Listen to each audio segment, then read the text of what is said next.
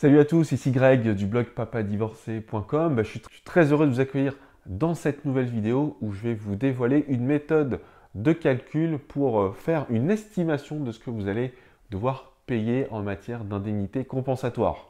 Voilà, mais juste avant de vous donner cette méthode de calcul, je vous invite en fait tout simplement à vous abonner à la chaîne pour recevoir les nouvelles vidéos et rejoindre des centaines de papas divorcés et séparés. Voilà, rejoignez-nous dans la communauté, on vous accueille avec grand plaisir.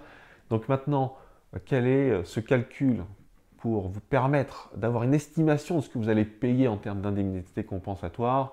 Et bien alors, premièrement, avant de vous donner dans le détail la méthode de calcul, sachez que le souci qu'il y a en matière, pour établir en fait un montant pour se donner une projection sur cette indemnité compensatoire, c'est qu'il n'y a pas de barème.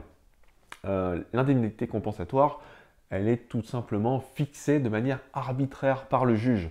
Alors, bien sûr, il y a tout un tas de critères, dont l'âge des époux, il y a aussi la durée du mariage qui va rentrer en compte, la disparité, c'est le déséquilibre qu'il peut y avoir en termes de revenus, de salaire, mais aussi le temps qu'a consacré un des époux pour s'occuper des enfants, et donc au détriment de sa carrière, de l'évolution, de son évolution professionnelle et donc aussi de l'évolution de son salaire. Donc il y a tout un tas de choses qui va rentrer en compte. C'est à vous aussi de fournir en fait les justificatifs pour dire que ça va être compliqué pour vous de la payer, ou alors que peut-être vous en avez vraiment besoin. Voilà, sachez juste que c'est à 100% à l'appréciation du juge. Donc il y a donc l'avis subjectif un peu du juge, son expérience, mais aussi comment dire, est-ce qu'il est connecté à la vie réelle ou pas, aux gens qui travaillent dans le salariat, dans le privé, la situation économique ou pas, c'est déjà une chose. Est-ce qu'il va avoir une appréciation équilibrée, réaliste en fait de la réalité économique des époux? Voilà, c'est une grande interrogation. Deuxièmement, il y a aussi le talent de votre avocat pour défendre votre dossier et faire comprendre aussi au juge les conséquences et les implications. Le fait de devoir payer une somme, une indemnité compensatoire, c'est pas une somme neutre, c'est une somme qui va de 20 000 euros jusqu'à 200 300 000, 400 000 euros, suivant les critères que je vous ai donnés avant. Donc voilà, quand on doit payer ce genre d'indemnité, ça peut être très compliqué pour l'avenir, parce que c'est quand même un handicap sévère à intégrer dans son budget mensuel, si on découpe ça en mensualité, parce que c'est possible, aussi si on doit le reverser tout de suite. Par exemple, si vous avez un bien immobilier et que vous êtes condamné à verser une indemnité compensatoire qui est assez énorme, vous pouvez céder votre part de votre bien immobilier, mais ça aussi, ça a forcément des conséquences. Voilà, sachez juste qu'il n'y a pas une méthode universelle de calcul, que c'est aussi à l'appréciation, mais je vais vous donner maintenant cette méthode de calcul qui vous permettra de vous faire une idée. Alors c'est parti, vous prenez d'abord deux choses en considération, c'est vraiment la base du calcul, c'est vous devez prendre le salaire annuel de chacun des époux. Donc combien sur la dernière année civile, combien vous avez gagné, combien votre ex-femme a gagné. Moi, je vous conseille de prendre le salaire brut annuel. Enfin, vous aurez une fourchette un peu plus haute.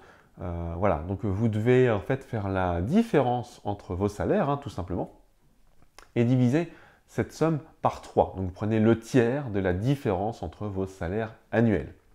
Après, vous devez calculer combien de temps vous êtes resté marié, combien d'années de mariage vous avez, et vous multipliez donc la différence entre vos salaires divisé par 3, donc vous multipliez ça par 1,5. Vous prenez la moitié de vos années de mariage.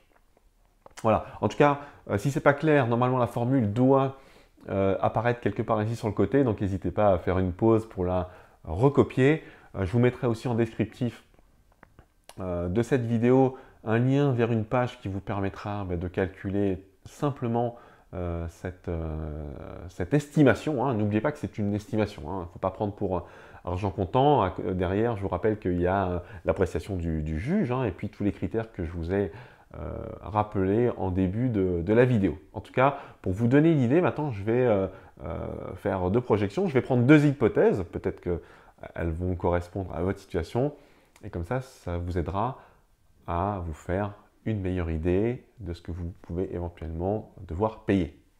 Alors première hypothèse, pour un mariage d'une durée de 10 ans et un époux qui touche 20 000 euros par an et l'autre qui touche 30 000, donc la différence entre les deux salaires annuels, donc c'est 10 000 euros. Donc si on prend le tiers de 10 000 euros, donc on divise par 3, alors j'ai arrondi pour que ce soit plus simple à comprendre, j'arrondis ça à 3 000 euros, alors bien sûr ça fait pas 10 000, ça fait plutôt 9 000 euros, mais voilà, on a une différence d'un petit peu plus de 3 000 euros, et on multiplie ça par la moitié de la durée de l'année de mariage, donc la moitié de 10 ans de mariage, c'est 5. Donc on fait 3 000 euros fois 5 et on a une somme de 15 000 euros au titre de l'indemnité compensatoire. Alors, deuxième hypothèse, alors j'ai pris une plus grosse disparité de salaire parce que pour vous montrer un peu la différence et comment l'indemnité compensatoire peut partir un peu en flèche comme ça. Donc je reste sur 10 années de mariage. Et avec un des époux qui touche 20 000 euros et l'autre qui touche 60 000 euros, ce qui nous fait une différence entre les deux de 40 000 euros annuels. Si on prend le tiers, alors j'ai réduit volontairement pour le calcul, pour la facilité, en prenant une fourchette basse, j'ai pris 10 000 euros. Le tiers, 10 000 euros, on est plutôt, je pense, de l'ordre de 15 000. Voilà. Mais pour la facilité de calcul, donc 10 000 euros fois donc 5, qui correspond à la moitié des années de mariage, et donc on arrive à une somme là qui est de l'ordre de 50 000 euros. Donc si avec un calcul plus précis, on arriverait, je pense, beaucoup plus vite aux 60 000 euros. Donc ça vous donne une idée. Donc vraiment, les facteurs de cette formule mathématique toute simple qui vont vous faire perdre plus d'argent, si je peux m'exprimer comme ça, simplement, c'est la différence entre les salaires. Plus vous avez un salaire qui est au-dessus de celui de votre ex-femme, et plus longtemps vous avez été marié, plus vous allez payer. Voilà, moi quand j'ai divorcé, mon ex-femme était en congé maternité, donc l'indemnité du congé maternité, en tout cas à cette époque-là, c'était un peu moins de 600 euros, je crois que c'était 575, voilà, et puis moi je devais toucher... une bonne question d'ailleurs, je ne sais pas, je devais toucher entre 30 et 40 000 euros de mémoire. La différence entre les deux, on part entre 0 et 30, voilà, c'est 30. 8 années de mariage, donc divisé par 4. Donc, j'ai oublié la division par 3, donc ça faisait une différence de 10 000 euros fois 4. Donc mon ex-épouse aurait pu prétendre à une indemnité compensatoire de 40 000 euros. Donc moi j'ai réussi à éviter de payer cette indemnité compensatoire. Je ne vous dis pas par quelle galère financière j'aurais dû passer si j'avais dû payer cette somme-là, ça aurait été vraiment très très compliqué. Donc voilà, à titre d'exemple, ce que vous pouvez espérer payer pour l'indemnité compensatoire. Juste avant de terminer, je voudrais juste vous dire que ce montant-là, si vous n'êtes pas capable de le payer en une seule fois, vous pouvez l'étaler sur maximum 8 années. Et 8 années, c'est pas beaucoup. À titre d'exemple, si vous devez payer 20 000 euros sur 8 années, ça vous fait 250 euros par mois.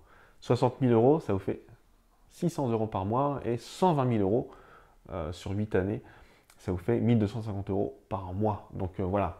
Voilà des données supplémentaires pour vous aider à vous projeter, parce que c'est important de se projeter en termes de budget, se projeter de manière financièrement aussi, parce que si vous êtes en garde alternée, il faut prévoir de payer la pension alimentaire, plus indemnité compensatoire, si vous n'obtenez pas un accord, c'est intégré dans votre budget, parce que c'est aussi, vous allez vous occuper à 50% du temps aussi de vos enfants, et rajouter cette somme-là dans votre budget mensuel, ça va raboter un peu tout votre budget activité et vacances aussi avec vos enfants. C'est important de réfléchir aussi à tout ça.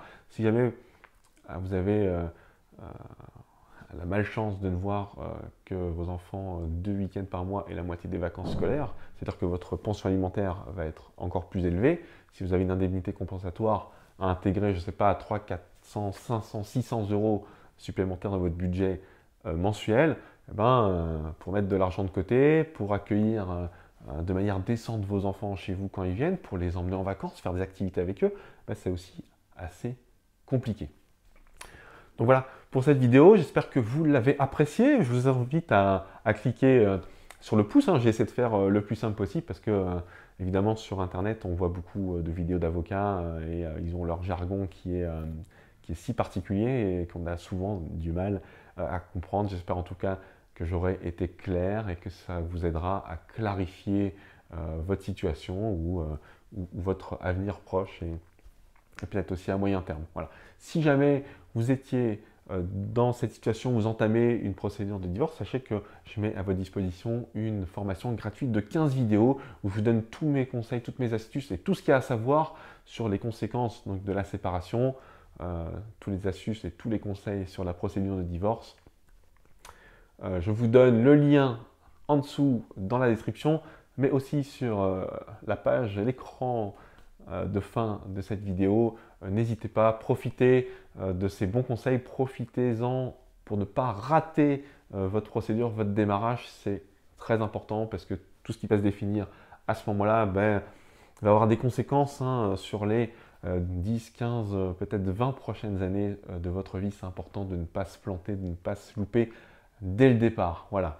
En tout cas, moi je vous dis à très bientôt pour une nouvelle vidéo. Allez, ciao!